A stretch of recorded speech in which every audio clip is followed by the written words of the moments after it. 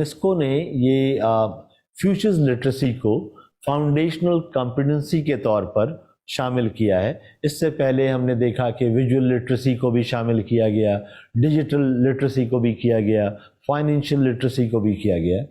तो ये future literacy का जो स्किल है, जो एंटिसिपेशन है, वो हम तमाम इंसानों में मौजूद है।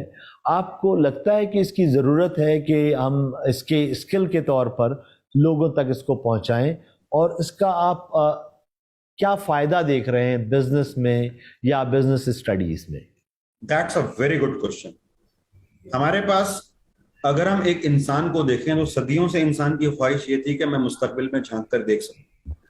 उसके लिए वो ज्योतिषी भी थे, उसके लिए सितारे भी थे। तो वो कोशिश ये करता था कि जितना भी इल्म उसके पास था उसकी बेसिस के ऊपर वो कोशिश करता था अपने मुस्तकबिल को जानने की। मुस्तकबिल को जानने का उसका मकसद ये था कि वो आने वाले प्रॉब्लम्स, आने वाली चीजों को अपने आप के लिए तैयार कर ले।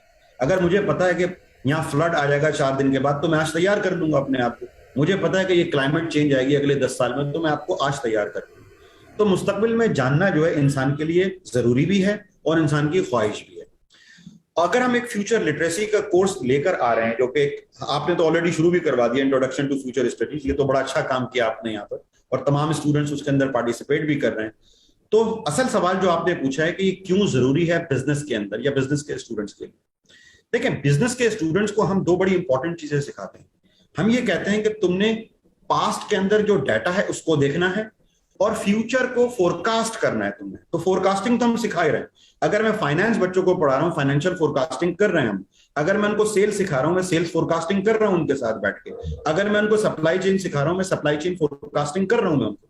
तो फोरकास्टिंग तो हम उनको सिखा रहे हैं, लेकिन ये फोरकास्टिंग हम उनको सिखा रहे हैं मोर लेस न्यूमेरिकल बेसिस के ऊपर, कि ये न्यूमेरिकल डाटा है, इस न्यूमेरिकल डाटा के ऊपर ये आपने लीनियर रिग्रेशन लगानी है, ये आपने ट्रेंड्स एनालिसिस करना है, ये आपने सीजनल ट्रेंड निकालना है, उसकी बेसिस पे आप फोरकास्टिंग कर देंगे।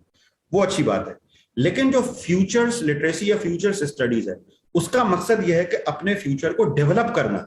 आप सिर्फ फोरकास्ट नहीं करते क्या होने वाला है, आप डेवलप करते हैं कि मेरा फ्यूचर कैसा हो।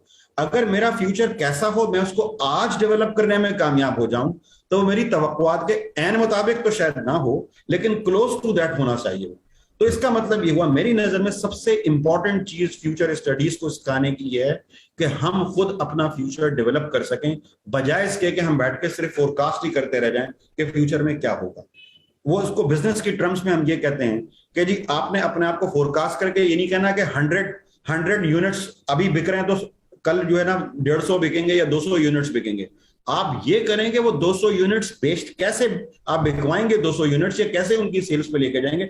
आप उसको सिर्फ फोरकास्ट नहीं करें, वो डेवलप करें वो सेल्स वहां पर जाकर।